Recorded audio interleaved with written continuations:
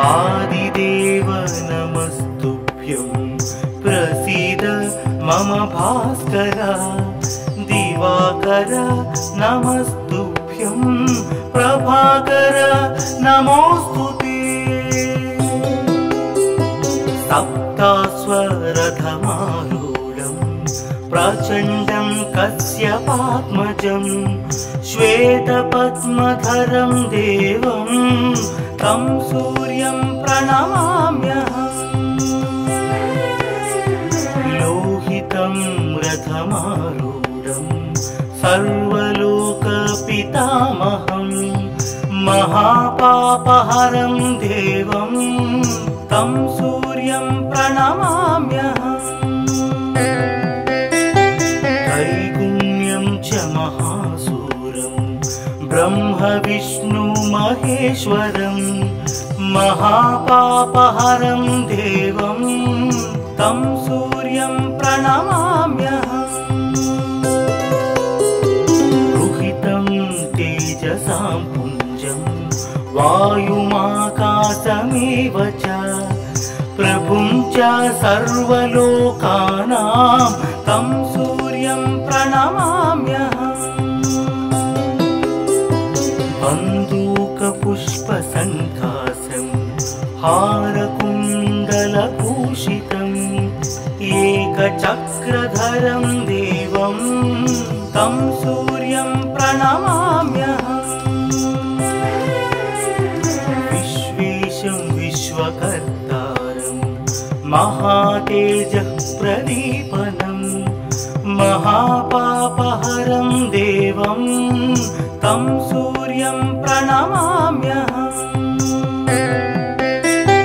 तं सूर्यं जगतां नाथं ज्ञानविज्ञानमोक्षदं महापापहरं देवं तं सूर्यं प्रणमाम्यहम् सूर्याष्टकं पठे नित्यं ग्रहपीडा प्रणाशनम् अपुत्रो लभते पुत्रं दरिद्रो धनवान् भवेत् अमिषं मधुपानं च यः करोति रवेर्धिने सप्तजन्म भवेद्रोगी जन्म कर्म दरिद्रता त्रितैलमधुमांसानि हस्त्यजेस्तुरवेर्धिने न व्याधिशोकदारिद्र्यं सूर्यलोकं स गच्छति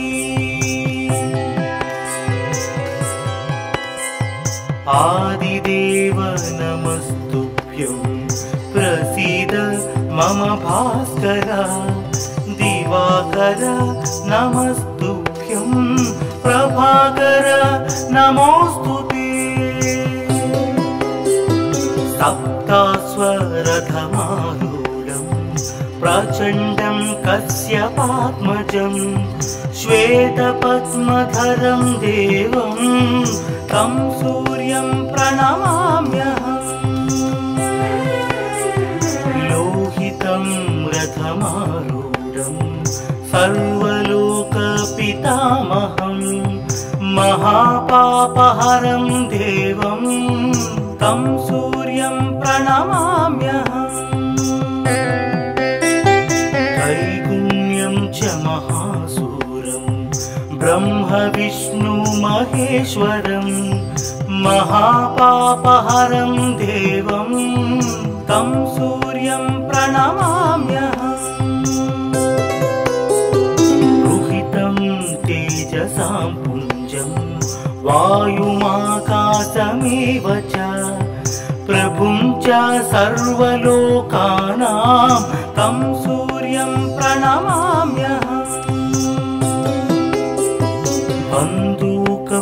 बन्दूकपुष्पसङ्कासं हारकुण्डलभूषितम् एकचक्रधरं देवं तं सूर्यं प्रणमाम्यहम् विश्वेशं विश्वकर्तारं महातेजः प्रदीपनम् महापापहरं देवं तं सूर्यं प्रणमाम्यहम् तं सूर्यं जगतां नाथं ज्ञानविज्ञानमोक्षदम् महापापहरं देवं तं सूर्यं प्रणमाम्यहम् सूर्याष्टकं पठे नित्यं ग्रहपीडा प्रणाशनम् अपुत्रो लभते पुत्रं दरिद्रो धनवान् भवेत् अमिषं मधुपानं च यः करोति रवेर्धिने सप्त जन्म भवेद्रोगी जन्म कर्म दरिद्रता मधुमांसानि हस्त्यजेस्तुरवेर्धिने न व्याधिशोकदारिद्र्यं सूर्यलोकं स गच्छति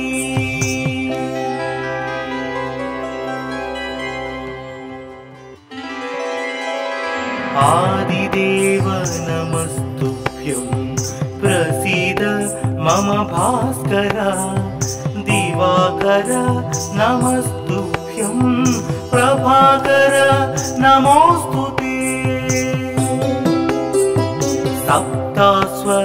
सप्तास्वरथमारूढं प्रचण्डं कश्यपात्मजं श्वेतपद्मधरं देवं तं सूर्यं प्रणमाम्यहम् लोहितं रथमारूढं सर्वलोकपितामहं महापापहरं देवं तं सूर्यं प्रणमाम्यहम् त्रैगुण्यं च महासूरं ब्रह्म विष्णु महेश्वरं महापापहरं देवं तं सूर्यं प्रणमाम्यहम् तेजसां पुञ्जं वायुमाकाशमेव च प्रभुं च सर्वलोकानां तं सूर्यं प्रणमाम्यहम् बन्दूकपुष्पसङ्काशं हारकुण्डलभूषितम् एकचक्रधरं देवं तं सूर्यं प्रणमाम्यहम् विश्वेशं विश्वकर्तारं महातेजः प्रदीपनं महापापहरं देवं तं सूर्यं प्रणमाम्यहम् तं सूर्यं जगतां नाथं ज्ञानविज्ञानमोक्षदम् महापापहरं देवं तं सूर्यं प्रणमाम्यहम् सूर्याष्टकं पठे नित्यं ग्रहपीडा प्रणाशनम् अपुत्रो लभते पुत्रं दरिद्रो धनवान् भवेत्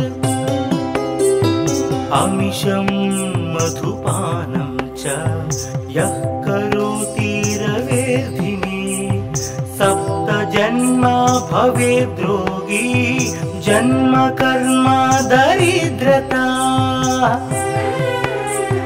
त्रितैल मधुमांसानि हस्त्यजेस्तुरवेर्धिने न व्याधिशोकदारिद्र्यं सूर्यलोकं स गच्छति आदिदेव नमस्तुभ्यं प्रसीद मम भास्कर दिवाकर नमस्तुभ्यं प्रभाकर नमोस्तुते सप्तास्वरथमारूढं प्रचण्डं कश्यपात्मजं श्वेतपद्मधरं देवं तं सूर्यं प्रणमाम्यहम्। लोहितं रथमारूढं सर्वलोकपितामहं महापापहरं देवं तं सूर्यं प्रणमाम्यहम्। त्रैगुण्यं च महासूरं ब्रह्म विष्णु महेश्वरं महापापहरं देवं तं सूर्यं प्रणमाम्यहम्। रुहितं तेजसां पुञ्जं वायुमाकाशमेव च प्रभुं च सर्वलोकानां तं सूर्यं प्रणमाम्यहम्। बन्दूकपुष्पसङ्काशं हारकुण्डलभूषितम् एकचक्रधरं देवं तं सूर्यं प्रणमाम्यहम्। विश्वेशं विश्वकर्तारं महातेजः प्रदीपनं महापापहरं देवं तं सूर्यं प्रणमाम्यहम्। तं सूर्यं जगतां नाथं ज्ञानविज्ञानमोक्षदं महापापहरं देवं तं सूर्यं प्रणमाम्यहम्।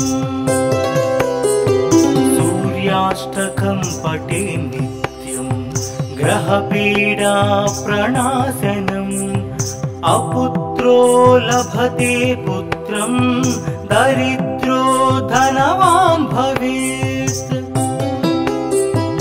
अमिषं मधुपानं च यः करोति रवेर्धिने सप्तजन्म भवेद्रोगी जन्म कर्म दरिद्रता।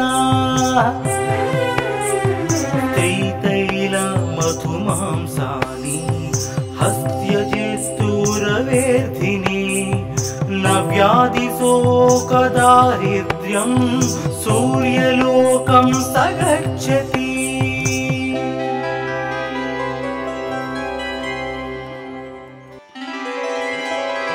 आदिदेव नमस्तुभ्यं प्रसीद मम भास्कर।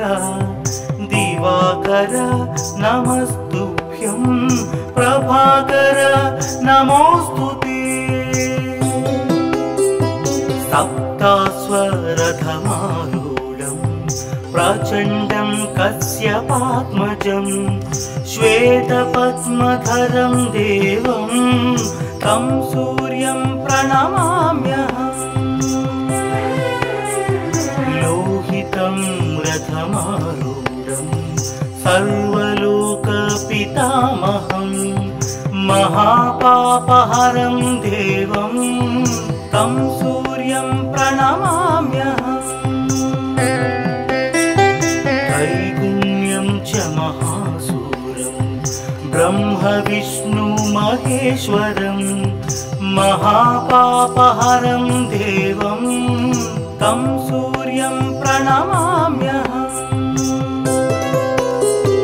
रुहितं तेजसां पुञ्जं वायुमाकाशमेव च प्रभुं च सर्वलोकानां तं सूर्यं प्रणमाम्यहम्। बन्दूकपुष्पसङ्काशं हारकुण्डलभूषितम् एकचक्रधरं देवं तं सूर्यं प्रणमाम्यहम्। विश्वेशं विश्वकर्तारं महातेजः प्रदीपनं महापापहरं देवं तं सूर्यं प्रणमाम्यहम्। तं सूर्यं जगतां नाथं ज्ञानविज्ञान मोक्षदं महापापहरं देवं तं सूर्यं प्रणमाम्यहम्। सूर्याष्टकं पठे नित्यं ग्रहपीडा प्रणाशनम्। अपुत्रो लभते पुत्रं दरिद्रो धनवान् भवेत्। अमिषं मधुपानं च यः करोति रवेर्धिने। सप्तजन्म भवेद्रोगी जन्म कर्म दरिद्रता। त्रितैल मधुमांसानि हस्त्यजेस्तु रवेर्धिने। न व्याधिशोकदारिद्र्यं सूर्यलोकं स गच्छति। आदिदेव नमस्तुभ्यं प्रसीद मम भास्कर। दिवाकर नमस्तुभ्यं प्रभाकर नमोस्तुते। सप्तास्वरथमारूढं प्रचण्डं कश्यपात्मजं। श्वेतपद्मधरं देवं तं सूर्यं प्रणमाम्यहम्। लोहितं रथमारूढं सर्वलोकपितामहं। महापापहरं देवं तं सूर्यं प्रणमाम्यहम्। त्रैगुण्यं च महासूरं ब्रह्म विष्णु महेश्वरं। महापापहरं देवं तं सूर्यं प्रणमाम्यहम्। रुहितं तेजसां पुञ्जं वायुमाकाशमेव च। प्रभुं च सर्वलोकानां तं सूर्यं प्रणमाम्यहम्। बन्दूकपुष्पसङ्कासं हारकुण्डलभूषितम्। एकचक्रधरं देवं तं सूर्यं प्रणमाम्यहम्।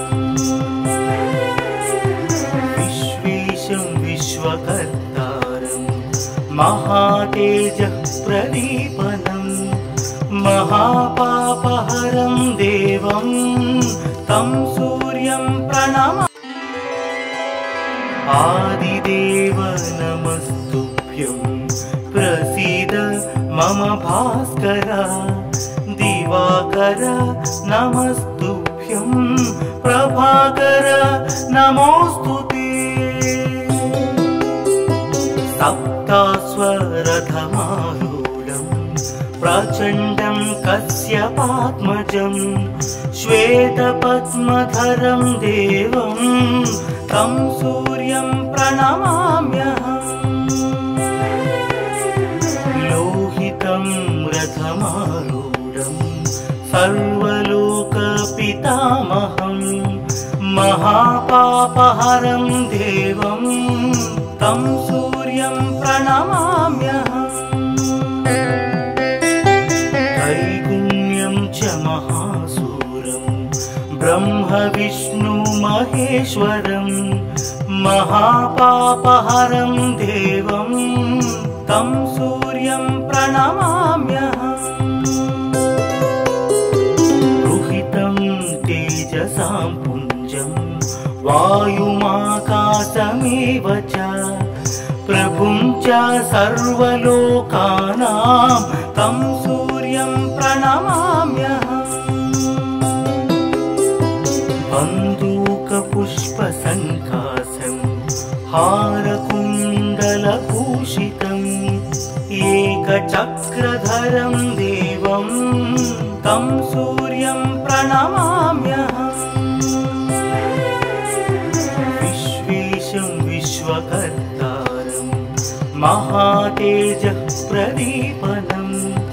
महापापहरं देवं तं सूर्यं प्रणमाम्यहम् तं सूर्यं जगतां नाथं ज्ञानविज्ञानमोक्षदं महापापहरं देवं तं सूर्यं प्रणमाम्यहम् सूर्याष्टकं पठे नित्यं ग्रहपीडा प्रणाशनम् अपुत्रो लभते पुत्रं दरिद्रो धनवान् भवेत् अमिषं मधुपानं च यः करोति रवेर्धिने सप्तजन्म भवेद् रोगी जन्म कर्म दरिद्रता मधुमांसानि हस्त्यजेस्तुरवेर्धिने न व्याधिशोकदारिद्र्यं सूर्यलोकं स गच्छति आदिदेव नमस्तुभ्यं प्रसीद मम भास्कर दिवाकर नमस्तुभ्यं प्रभाकर नमोस्तुते सप्तास्वरथमारूढं प्रचण्डं कश्यपात्मजं श्वेतपद्मधरं देवं तं सूर्यं प्रणमाम्यहम् लोहितं रथमारूढं सर्वलोकपितामहं महापापहरं देवं तं सूर्यं प्रणमाम्यहम् त्रैगुण्यं च महासूरं ब्रह्म विष्णु महेश्वरं महापापहरं देवं तं सूर्यं प्रणमाम्यहम् तेजसां पुञ्जं वायुमाकाशमेव च प्रभुं च सर्वलोकानां तं सूर्यं प्रणमाम्यहम् बन्दूकपुष्पसङ्काशं हारकुण्डलभूषितम् एकचक्रधरं देवं तं सूर्यं प्रणमाम्यहम्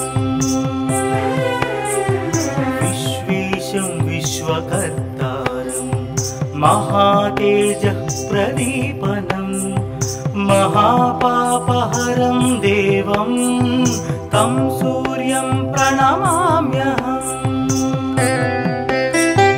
तं सूर्यं जगतां नाथं ज्ञानविज्ञानमोक्षदं महापापहरं देवं तं सूर्यं प्रणमाम्यहम्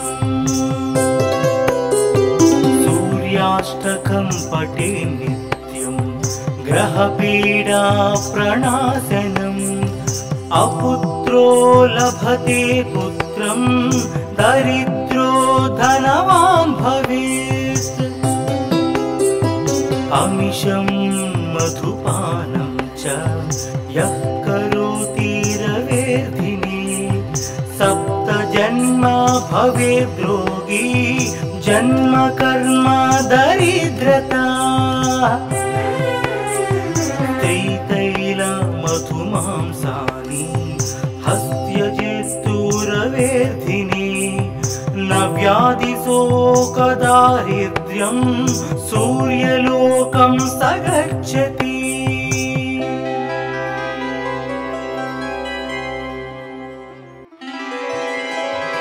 आदिदेव नमस्तुभ्यं प्रसीद मम भास्कर दिवाकर नमस्तुभ्यं प्रभाकर नमोस्तुते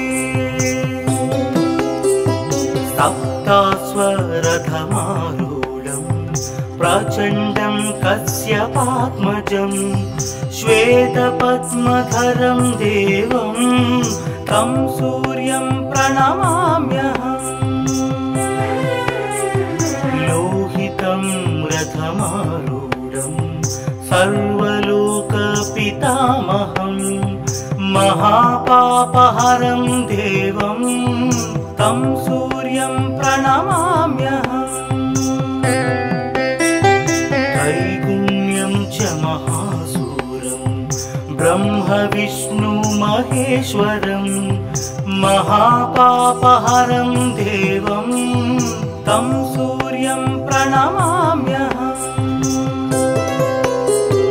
रुहितं तेजसां पुञ्जं वायुमाकाशमेव च प्रभुं च सर्वलोकानां तं सूर्यं प्रणमाम्यहम् बन्दूकपुष्पसङ्काशं हारकुण्डलभूषितम् एकचक्रधरं देवं तं सूर्यं प्रणमाम्यहम् विश्वेशं विश्वकर्तारं महातेजः प्रदीपनं महापापहरं देवं तं सूर्यं प्रणमाम्यहम् तं सूर्यं जगतां नाथं ज्ञानविज्ञानमोक्षदं महापापहरं देवं तं सूर्यं प्रणमाम्यहम्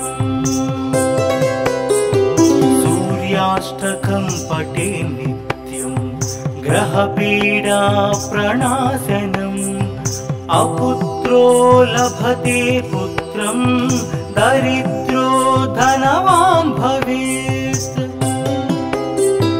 अमिषं मधुपानं च यः करोति रवेर्धिने सप्तजन्म भवेद्रोगी जन्म कर्म दरिद्रता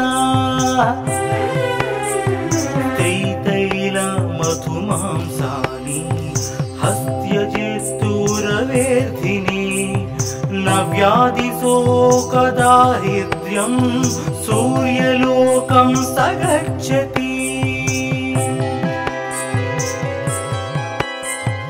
आदिदेव नमस्तुभ्यं प्रसीद मम भास्कर दिवाकर नमस्तुभ्यं प्रभाकर नमोस्तुते सप्तास्वरथमारूढं प्रचण्डं कश्यपात्मजं श्वेतपद्मधरं देवं तं सूर्यं प्रणमाम्यहम् लोहितं रथमारूढं सर्वलोकपितामहं महापापहरं देवं तं सूर्यं प्रणमाम्यहम् त्रैगुण्यं च महासूरं ब्रह्म विष्णु महेश्वरं महापापहरं देवं तं सूर्यं प्रणमाम्यहम् रुहितं तेजसां पुञ्जं वायुमाकाशमेव च प्रभुं च सर्वलोकानां तं सूर्यं प्रणमाम्यहम् बन्दूकपुष्पसङ्काशं हारकुण्डलभूषितम् एकचक्रधरं देवं तं सूर्यं प्रणमाम्यहम् विश्वेशं विश्वकर्तारं महातेजः प्रदीपनं महापापहरं देवं तं सूर्यं प्रणमाम्यहम् तं सूर्यं जगतां नाथं ज्ञानविज्ञानमोक्षदं महापापहरं देवं तं सूर्यं प्रणमाम्यहम्। सूर्याष्टकं पठे नित्यं ग्रहपीडा प्रणाशनम्। अपुत्रो लभते पुत्रं दरिद्रो धनवान् भवेत्। अमिषं मधुपानं च यः करोति रवेर्धिने। सप्त जन्म भवेद्रोगी जन्म कर्म दरिद्रता। त्रितैल मधुमांसानि हस्त्यजेस्तु रवेर्धिने। न व्याधिशोकदारिद्र्यं सूर्यलोकं स गच्छति।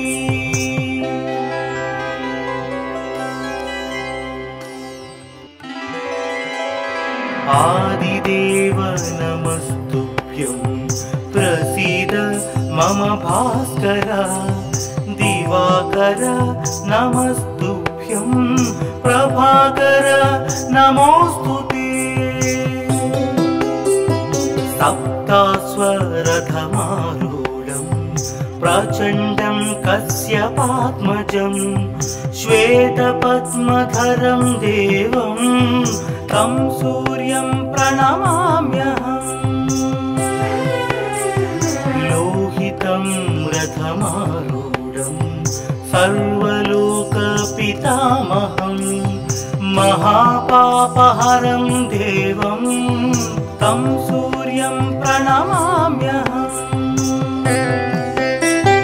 त्रैगुण्यं च महासूरं ब्रह्म विष्णु महेश्वरं। महापापहरं देवं तं सूर्यं प्रणमाम्यहम्। रुहितं तेजसां पुञ्जं वायुमाकाशमेव च। प्रभुं च सर्वलोकानां तं सूर्यं प्रणमाम्यहम्। बन्दूकपुष्पसङ्काशं हारकुण्डलभूषितं। एकचक्रधरं देवं तं सूर्यं प्रणमाम्यहम्। विश्वेशं विश्वकर्तारं महातेजः प्रदीपनं। महापापहरं देवं तं सूर्यं प्रणमाम्यहम्। तं सूर्यं जगतां नाथं ज्ञानविज्ञानमोक्षदं। महापापहरं देवं तं सूर्यं प्रणमाम्यहम्। सूर्याष्टकं पठे नित्यं ग्रहपीडा प्रणाशनम्। अपुत्रो लभते पुत्रं दरिद्रो धनवान् भवेत्। अमिषं मधुपानं च यः करोति रवेर्धिने। सप्त जन्म भवेद्रोगी जन्म कर्म दरिद्रता। त्रितैल मधुमांसानि हस्त्यजेस्तु रवेर्धिने। न व्याधिशोकदारिद्र्यं सूर्यलोकं स गच्छति। आदिदेव नमस्तुभ्यं प्रसीद मम भास्कर। दिवाकर नमस्तुभ्यं प्रभाकर नमोस्तुते। सप्तास्वरथमारूढं प्रचण्डं कश्यपात्मजं। श्वेतपद्मधरं देवं तं सूर्यं प्रणमाम्यहम्। लोहितं रथमारूढं सर्वलोकपितामहं। महापापहरं देवं प्रणमाम्यहम्। त्रैगुण्यं च महासूरं ब्रह्म विष्णु महेश्वरं महापापहरं देवं तं सूर्यं प्रणमाम्यहम्। रुहितं तेजसां पुञ्जं वायुमाकाशमेव च प्रभुं च सर्वलोकानां तं सूर्यं प्रणमाम्यहम्। बन्दूकपुष्पसङ्कासं हारकुण्डलभूषितम् एकचक्रधरं देवं तं सूर्यं प्रणमाम्यहम्। विश्वेशं विश्वकर्तारं महातेजः प्रदीपनं महापापहरं देवं तं सूर्यं प्रणमाम्यहम्। तं सूर्यं जगतां नाथं ज्ञानविज्ञानमोक्षदं महापापहरं देवं तं सूर्यं प्रणमाम्यहम्। सूर्याष्टकं पठे नित्यं ग्रहपीडा प्रणाशनम् अपुत्रो लभते पुत्रं दरिद्रो धनवान् भवेत्। अमिषं मधुपानं च यः करोति रवेर्धिने सप्तजन्म भवेद्रोगी जन्म कर्म दरिद्रता। त्रितैलमधुमांसानि हस्त्यजेस्तुरवेर्धिने न व्याधिशोकदारिद्र्यं सूर्यलोकं स गच्छति।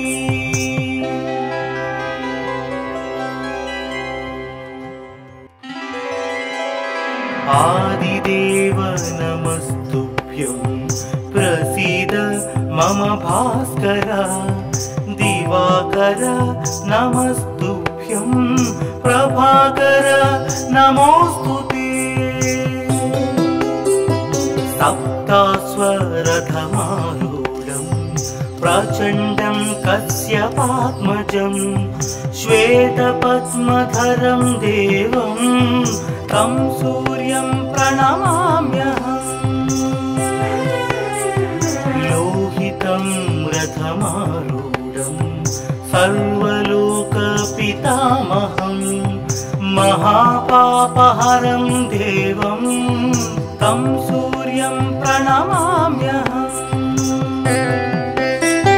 त्रैगुण्यं च महासूरं ब्रह्म विष्णु महेश्वरं महापापहरं देवं तं सूर्यं प्रणमाम्यहम्। रुहितं तेजसां पुञ्जं वायुमाकाशमेव च प्रभुं च सर्वलोकानां तं सूर्यं प्रणमाम्यहम्। बन्दूकपुष्पसङ्कासं हारकुण्डलभूषितम् एकचक्रधरं देवं तं सूर्यं प्रणमाम्यहम्। विश्वेशं विश्वकर्तारं महातेजः प्रदीपनं महापापहरं देवं तं सूर्यं प्रणमाम्यहम्। तं सूर्यं जगतां नाथं ज्ञानविज्ञानमोक्षदं महापापहरं देवं तं सूर्यं प्रणमाम्यहम्। सूर्याष्टकं पठे नित्यं ग्रहपीडा प्रणाशनम् अपुत्रो लभते पुत्रं दरिद्रो धनवान् भवेत्। अमिषं मधुपानं च यः करोति रवेर्धिने सप्त जन्म भवेद्रोगी जन्म कर्म दरिद्रता त्रितैल मधुमांसानि हस्त्यजेस्तु रवेर्धिने न व्याधिशोकदारिद्र्यं सूर्यलोकं स गच्छति आदिदेव नमस्तुभ्यं प्रसीद मम भास्कर दिवाकर नमस्तुभ्यं प्रभाकर नमोस्तुते सप्तास्वरथमारूढं प्रचण्डं कश्यपात्मजं श्वेतपद्मधरं देवं तं सूर्यं प्रणमाम्यहम् लोहितं रथमारूढं सर्वलोकपितामहं महापापहरं देवं तं सूर्यं प्रणमाम्यहम् त्रैगुण्यं च महासूरं ब्रह्म विष्णु महेश्वरं महापापहरं देवं तं सूर्यं प्रणमाम्यहम् रुहितं तेजसां पुञ्जं वायुमाकाशमेव च प्रभुं च सर्वलोकानां तं सूर्यं प्रणमाम्यहम् बन्दूकपुष्पसङ्कासं हारकुण्डलभूषितम् एकचक्रधरं देवं तं सूर्यं प्रणमाम्यहम् विश्वेशं विश्वकर्तारं महातेजः प्रदीपनं महापापहरं देवं तं सूर्यं प्रणमाम्यहम् तं सूर्यं जगतां नाथं ज्ञानविज्ञानमोक्षदं महापापहरं देवं तं सूर्यं प्रणमाम्यहम् सूर्याष्टकं पठे नित्यं ग्रहपीडा प्रणाशनम् अपुत्रो लभते पुत्रं दरिद्रो धनवान् भवेत् अमिषं मधुपानं च यः करोति रवेर्धिने सप्त जन्म भवेद्रोगी जन्म कर्म दरिद्रता त्रितैल मधुमांसानि हस्त्यजेस्तु रवेर्धिने न व्याधिशोकदारिद्र्यं सूर्यलोकं स गच्छति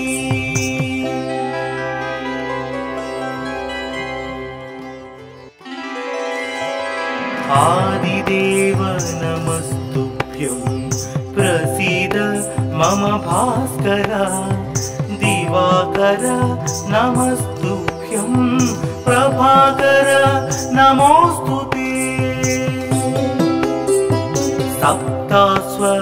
सप्तास्वरथमारूढं प्रचण्डं कश्यपात्मजं श्वेतपद्मधरं देवं तं सूर्यं प्रणमाम्यहम् लोहितं रथमारूढं सर्वलोकपितामहं महापापहरं देवं तं सूर्यं प्रणमाम्यहम् त्रैगुण्यं च महासूरं ब्रह्म विष्णु महेश्वरं महापापहरं देवं तं सूर्यं प्रणमाम्यहम्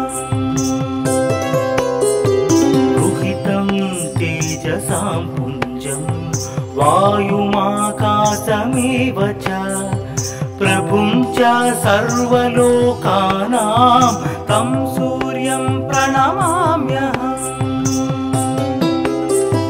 बन्दूकपुष्पसङ्कासं हारकुण्डलभूषितम् एकचक्रधरं देवं तं सूर्यं प्रणमाम्यहम् विश्वेशं विश्वकर्तारं महातेजः प्रदीपनं महापापहरं देवं तं सूर्यं प्रणमाम्यहम् तं सूर्यं जगतां नाथं ज्ञानविज्ञानमोक्षदं महापापहरं देवं तं सूर्यं प्रणमाम्यहम् सूर्याष्टकं पठे नित्यं ग्रहपीडा प्रणाशनम् अपुत्रो लभते पुत्रं दरिद्रो धनवान् भवेत् अमिषं मधुपानं च यः करोति रवेर्धिने सप्तजन्म भवेद्रोगी जन्म कर्म दरिद्रता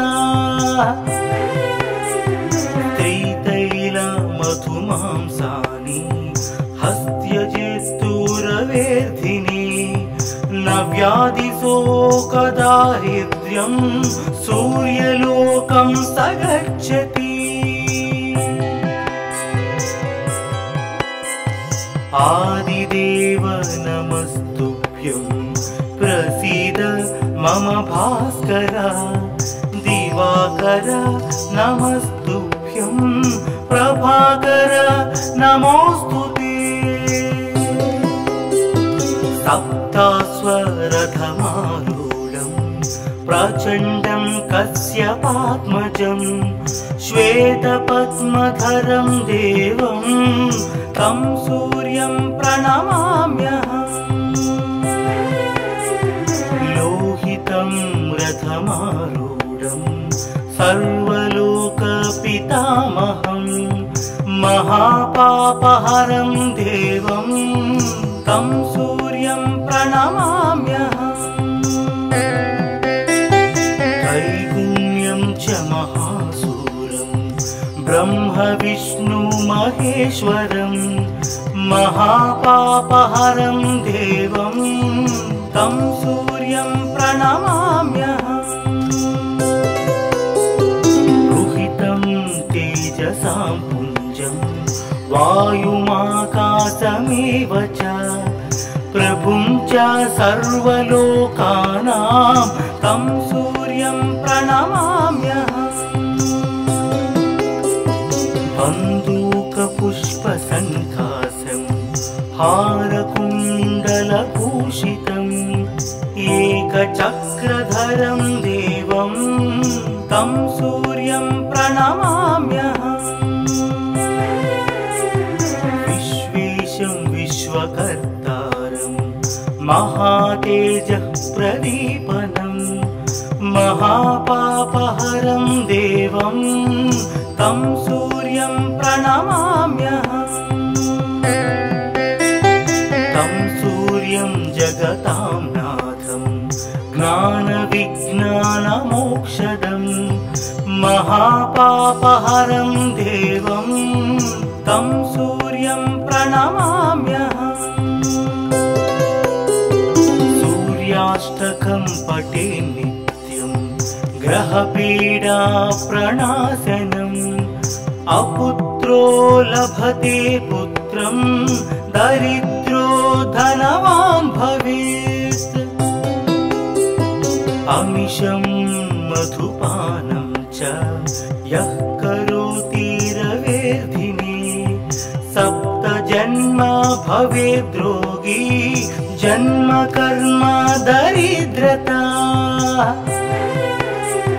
त्रितैल मधुमांसानि हस्त्यजेस्तुरवे वेर्धिने न व्याधिशोकदारिद्र्यं सूर्यलोकं स गच्छति।